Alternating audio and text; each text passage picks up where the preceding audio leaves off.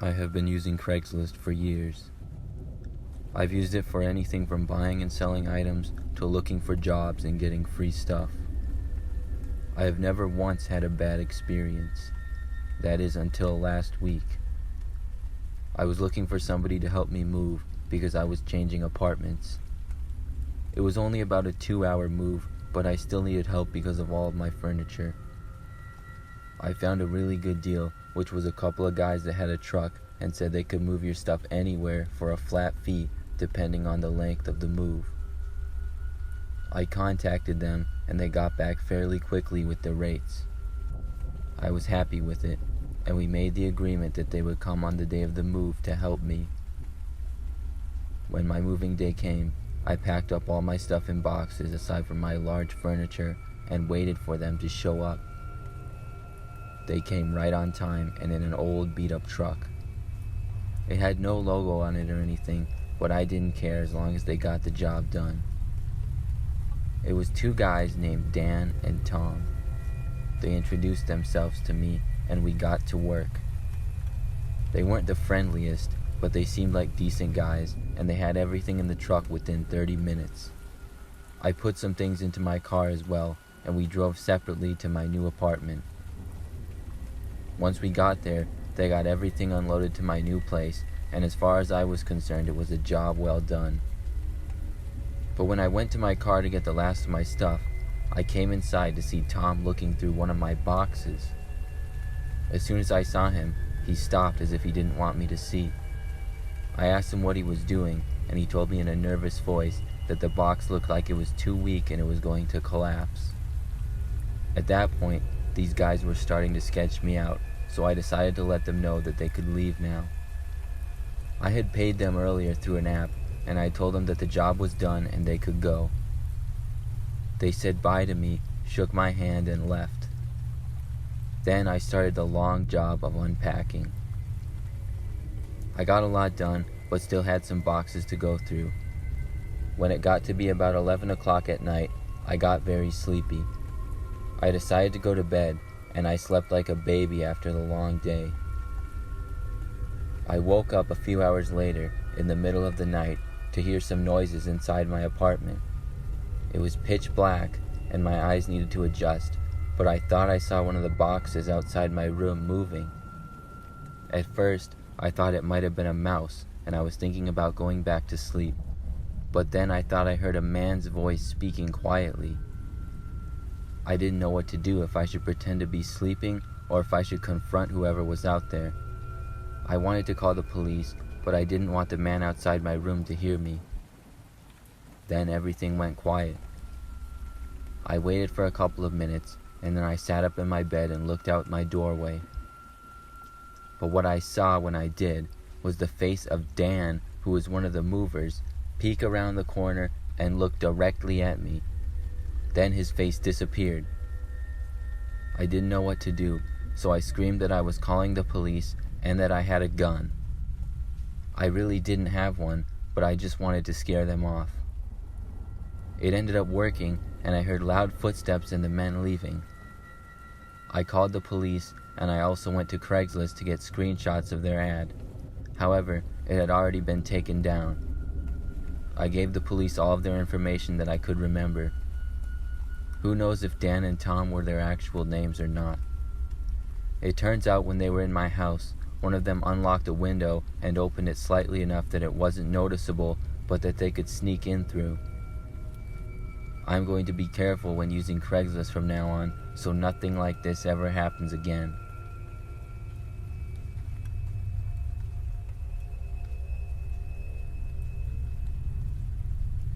A few years ago, I was a girl in my freshman year of high school.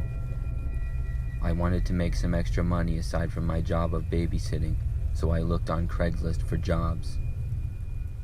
I found a job for cleaning houses, and it seemed like the best one for me because it was something that I could do and it didn't require me to be 16 because I was just 14 years old at the time. I responded to the ad, and a man who said his name was Joe got back to me. He asked me a little bit about myself, and after answering his questions, he said I could have the job. I was pretty excited to be earning the extra money, and a couple of days later, I started. The man gave me an address, and my mother dropped me off there. It was a pretty normal-looking house in a normal neighborhood, but when I got to the front door, it had a sign on it that said, "Go around back." I went to the back to see a man who I assumed was Joe. He came up and introduced himself to me. Then he told me that this was not the house I would be cleaning, and we walked about 3 blocks until we arrived at another house. This seemed kind of weird to me, but I just shrugged it off. He invited me inside and then started giving me instructions on what to clean. After he was done explaining things to me, he said he would be in his office and went downstairs. I cleaned for a little while and everything was going well. I wanted to open a window to get some fresh air, but when I tried, the window was locked. Then I tried another one and that was locked as well. I cleaned a little bit more, but I still wanted some fresh air, so I decided to step outside for a minute. But when I tried the front door, it seemed to be locked from the outside. Joe's office was downstairs, so I knocked on the door to the basement, but there was no answer. I tried the door and it was locked. I started to feel uncomfortable and thinking of all the possibilities that could be happening of why Joe kept the doors and windows locked. I tried my best not to think about it, but I couldn't get the bad thoughts out of my head. I didn't even care about the job anymore. I just wanted to leave at this point. I walked all around the house trying to find an exit. The back door was also locked. I kept looking. I looked at one of the larger windows, but then I saw something. When I got closer, I could see that there was a tiny camera pointed at me. Then I heard the basement door open. Joe started calling my name. He asked me what I was doing. I couldn't find a place to hide quickly, so I decided to play dumb. I walked back over to Joe and said that I was just cleaning. He said in a nervous voice that it didn't seem like I was. He began to walk a little closer to me, and then he said I needed to come with him. As soon as he said that, I ran past him as fast as I could and into his basement. I shut the door and locked it. Then I ran downstairs. What I saw down there was 2 computer monitors on a desk with camera angles displaying every room in the house, including the bathroom. Then I heard a key turning the lock to the basement door. I ran to a bathroom downstairs and locked that door and called the police. I heard Joe coming down the stairs. It didn't take long before he got to the bathroom. He started pounding on the door. Luckily for me, he did not seem to have a key to this room, but I knew he would probably be capable of busting down the door. There was a window leading to outside at the top of the bathroom, so I stood on top of the toilet and tried to open it. This one was not locked. I climbed out of it as I heard Joe continuing to pound on the bathroom door. I got out and ran as fast as I could to a neighbor's house and banged on their door. An old lady answered and let me in when she saw how I was in a panic. We waited there for the police to show up, but unfortunately when they did, Joe was gone. I showed the Craigslist ad to the police and the text messages with Joe. They were able to track him down and catch him about a week later. I feel very lucky that I was able to escape his house.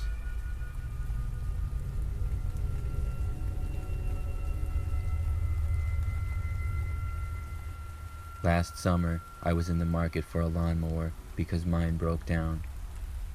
I looked for a new one on Craigslist because I had used it in the past, and I knew it would be much cheaper than purchasing a new one from the store.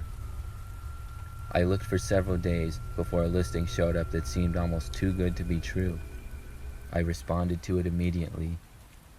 I got a response back rather quickly. They asked me almost right away if I wanted to look at it later that day.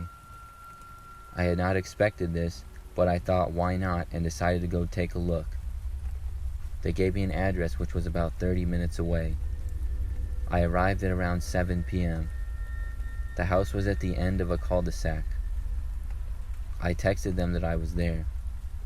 About 30 seconds later, a man who looked pretty friendly approached my car. I got out and shook his hand. He told me that the lawnmower was in his shed behind his house and said to follow him. We walked behind his house, and about 50 yards behind it was his shed.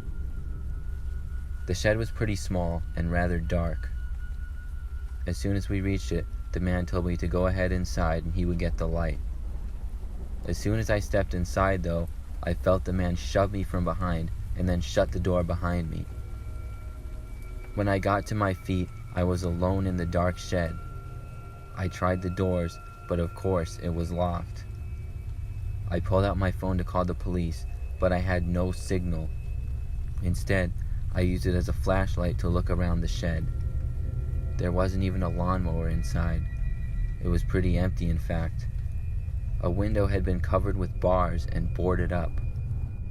I went banging from wall to wall for quite some time, but had no success at all.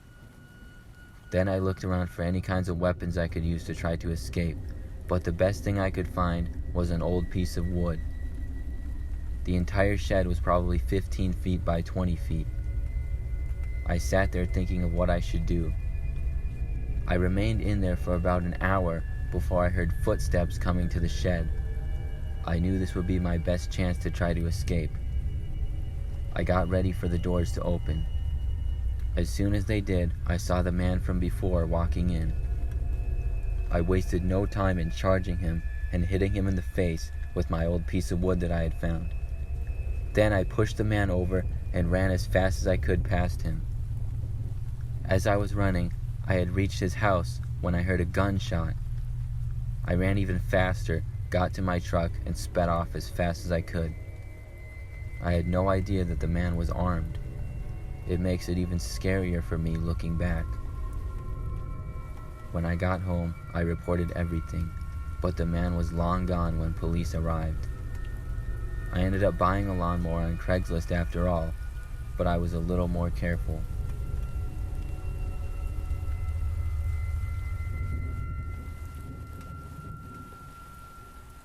I am a female. A couple of years ago, when I was in high school, I was looking for a new car to buy on Craigslist. I was kind of picky in what I wanted, so I was constantly refreshing pages to see the new listings. One day when I was bored in school, I decided to look around the rest of Craigslist for fun. I saw the missed connections section and wanted to see the crazy things people were posting there. The third result said, "Blonde girl, can we meet already?" I clicked it and expected to get a laugh, but instead I got completely freaked out. The ad was describing a girl that this person had been seemingly stalking, but the person they described sounded just like me. They talked about seeing them walk down certain streets that I walked down and certain stores that I had been to at the same days. I screenshotted the post and showed it to a couple of my friends. They all agreed with me that it seemed pretty disturbing and it seemed like me that they were describing. I thought maybe it was a prank, but when I asked all my friends, they all said no. Over the next few days, I started feeling uncomfortable everywhere I went. I was paying close attention to my surroundings. When I was driving home from school one day, I noticed a car driving behind me. It followed me all the way to my house and then drove past. I don't know if it was a coincidence or not, but it got me pretty creeped out. I was debating telling my parents about the ad, but I still wasn't for sure that it was me they were describing, and I didn't want to scare them. A few more days went by, and nothing happened that I noticed, until one of my friends sent me a screenshot of another post that was made on Craigslist. The person in the post described me leaving school on the last Thursday and also described to a T what I had been wearing. Now I knew that it was me for sure they were talking about, but I just couldn't figure out who would do something like this. That night, I was laying in bed trying to fall asleep. I was starting to drift off when I heard a noise come from outside my window in the bushes. I looked up and saw a man holding a camera outside my window. I screamed as soon as I saw it. Then I saw a flash come from the camera and the man run away. I didn't get a very good look at him at all. My dad came rushing into the room a few moments later. When he did, I explained everything to him. We went to the police the next day. No other posts were made and nothing else happened, but unfortunately, they were never able to find out who was responsible.